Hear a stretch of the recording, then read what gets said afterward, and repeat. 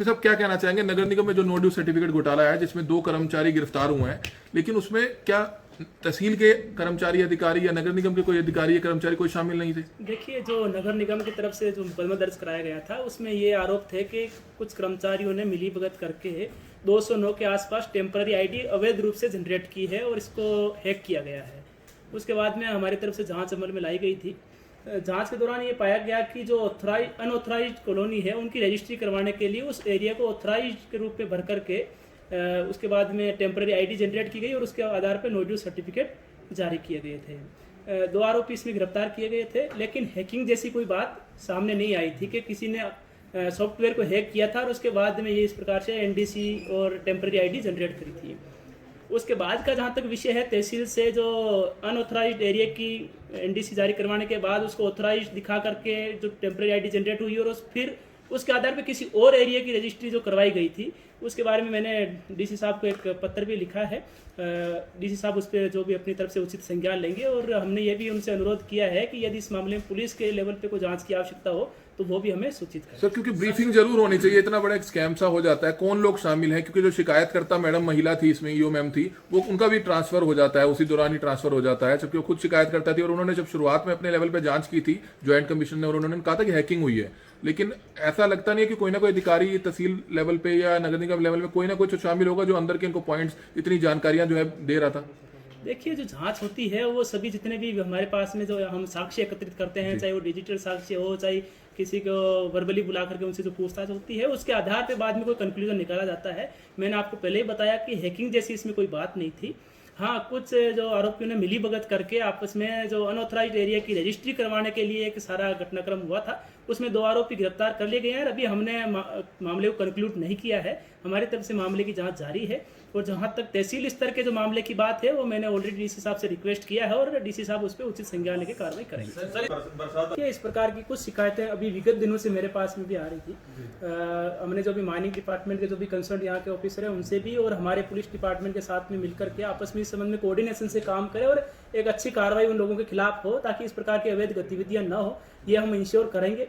कुछ हमने विगत दिनों में मेरे पास भी एक रिपोर्ट प्राप्त हुई थी जिसके आधार पर 2 पुलिस कर्मचारी को सस्पेंड करके 4 पुलिस कर्मचारियों की डिपार्टमेंटल कार्रवाई भी शुरू की गई है। तो ये हम इंश्योर करेंगे कि किसी प्रकार से अवैध माइनिंग की गतिविधियां। एसपी साहब, एक हमारे शहर की ना बदनामी करती हैं कुछ लोग, महिलाएं हैं, महिलाओं के बीच में आदमी है, रोजाना हाईवे पर खड़े होते हैं। सेक्टर 12 से आप देवीलाल चौक की तरफ चले जाएं या बलडी बाईपास के चले जाएं, पिछले दिनों भी हमने आपके संज्ञान में डाला था, लेकिन वो चक्कर क्या होता है, रात के समय वो कुछ लूटपाट जैसी घटनाएं भी करती हैं, ट्रक ड्राइवर्स के साथ कर ली, लेकिन लोग जो है समाज में बेइज्जती के चलते आधे लोग तो 80% शिकायतें नहीं देते कि जो कुछ हुआ लूट लिया, झाड़ियों में छुप जाते हैं। मॉल है या मॉल के आसपास तरावड़ी और यहाँ पर करनाल शहर के आसपास जो जीटी रोड का इलाका है वहाँ पर इस प्रकार की शिकायतें प्राप्त हुई थी। आपने भी हमारे संज्ञान में लेके आए थे। हमने बाद में पुलिस की वहाँ पर पेट्रोलिंग भी बढ़ाई थी, लेकिन अभी तक उसमें संबंध में हमें कामयाबी हासिल नहीं हो पाई।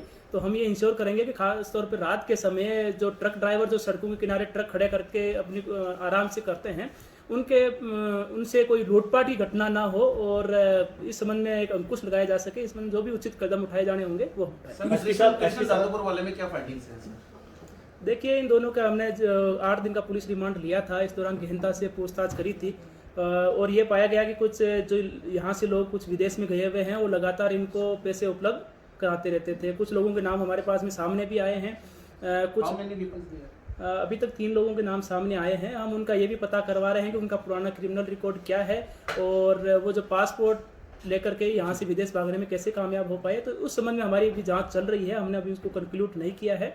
लेकिन जिन्होंने भी इन लोगों को प्रत्यक्ष या अप्रत्यक्ष तौर पे सहायता की है अपराध यहाँ पे अपराध करवाने में, उन सभी के खिलाफ हम सुनिश्चित करेंगे। तो रिमांड के दौरान सर कृष्ण दादुपुर इन्होंने ये भी बताया कि बबली अजंथली, नरेश अजंथली के परिवार को गांव के कुछ लोग मुखबिरी करते थे, लगातार लोकेशंस बताते थे। देखिए, अभी 2 लोगों को हमने और पकड़ा भी है जिनसे ये सामने आया कि वो लगातार यहाँ पर रेकी कर रहे थे। जो नरेश अभी जुडिशियल कस्टडी में अंदर है और एक रोमिल नाम के व्यक्ति जो उनके रिश्तेदार हैं, उनकी हत्या करवाने की प्लान कर रहे थे। उन दोनों लड़कों को पकड़ा भी गया है जो कृष्ण दादुपुर की सेहत पे यहाँ पर भेजे गए थे। इसके अलावा भी जिन्होंने बबली हत्याकांड में या पिंटू हत्याकांड में जिन्होंने भी अप्रत्यक्ष तौर पे या प्रत्यक्ष तौर पे कोई मुखबिरी पहुंचाई हो या आर्थिक रूप से मदद की हो जिससे इस अपराध को अंजाम देने में वो कामयाब हो पाए, उनके खिलाफ भी हम। वो गांव के रहने वाले जो दोनों पकड़े हैं, देखिए जैसा मैंने अभी बताया वो बाहर के रहने वाले हैं, और लेकिन अभी भी हमने मामले को कंक्लूड नहीं किया है, अभी हमारी जांच उस मामले में चल रही है। बड़ी खबर हरियाणा के करनाल से, जहां पर करनाल के एसपी और करनाल के डीसी की तरफ से एक प्रेस कॉन्फ्रेंस की गई कि बात की जाए अगर करनाल के एसपी गंगाराम पुनिया की, तो कृष्ण दादुपुर मामले में जो है जानकारी निकलकर सामने आई है। जो पिछले दिनों कृष्ण दादुपुर और सन्नी मास जो गिरफ्तार हुए थे, उनमें जो है 2 लोगों को और गिरफ्तार किया गया है, जिनको कृष्ण दादुपुर ने हायर किया था, और हायर इसलिए किया था ताकि नरेश अजंथली और उनके साले की जो है हत्या की जा सके, रोमिल की हत्या की जा सके। अब उन दोनों से भी जो है तमाम तरह की जानकारी जो है पुलिस प्रशासन जुटा रहा है कि किस तरह से जो है वह रैकी किया करते थे, और किस तरह से क्या कुछ और गांव के लोग भी इस मामले में शामिल हो सकते हैं। और दूसरा सवाल जो है करनाल के एसपी गंगाराम पुनिया से हमने यह भी पूछा कि हाईवे पर जो है लगातार लूट की वारदातें जो है लगातार बढ़ रही हैं, और किस तरह से महिलाओं के वेश में लुटेरे खड़े होते हैं, और किस तरह से दूसरे जो लोग हैं वो खड़े होते हैं, महिलाओं के वेश में खड़े होते हैं, महिलाएं खड़ी होती हैं। तो इस पर भी कहीं ना कहीं लगाम लगानी चाहिए। तो इस पर भी करनाल के एसपी गंगाराम पुनिया ने कहा कि इस पर भी जो है विशेष तौर पर निगरानी रखी जाएगी, ताकि आने वाले भविष्य में इस तरह की कोई वारदात ना हो पाए। और भी कई महत्वपूर्ण बिंदुओं पर जो है करनाल के एसपी गंगाराम पुनिया ने तमाम करनाल ब्रेकिंग न्यूज के सवालों का जवाब दिया। चाहे करनाल के नगर निगम में हुए नो ड्यूज सर्टिफिकेट घोटाले की बात की जाए, क्योंकि इसमें सिर्फ अभी तक 2 ही अधिकारी जो हैं,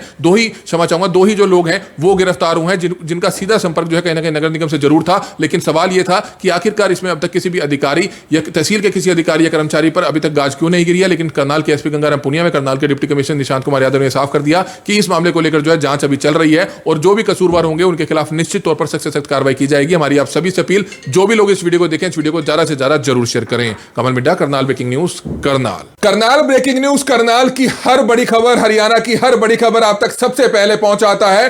कुछ लोगों के फोन आते हैं कि उनको हर खबर शो नहीं होती है, उसके लिए आज ही आप हमारा एक बार फेसबुक पेज खोलिए, करनाल ब्रेकिंग न्यूज पर जाइए। आपको इस तरह से ऑप्शन नजर आएगा, यहां पर बेल आइकन होगा, सबसे पहले आपको उसको क्लिक करना है, फिर दोबारा से क्लिक कर ये तमाम ऑप्शंस खुलेंगे। सबसे ऊपर आएगा न्यूज फीड का ऑप्शन, उसको आपको क्लिक कर फेवरेट्स में जाना है। उसके बाद पोस्ट का ऑप्शन आएगा, उसको क्लिक कर आपको हाइलाइट्स में जाना है। वीडियोस का ऑप्शन आएगा, उसको क्लिक कर आपको ऑल नोटिफिकेशंस करना है, और उसके बाद लाइव वीडियोस का ऑप्शन आएगा, उसको भी क्लिक कर ऑल नोटिफिकेशंस करना है। जिसके बाद करनाल व हरियाणा की हर बड़ी खबर आपके मोबाइल फोन तक सबसे पहले पहुंचेगी।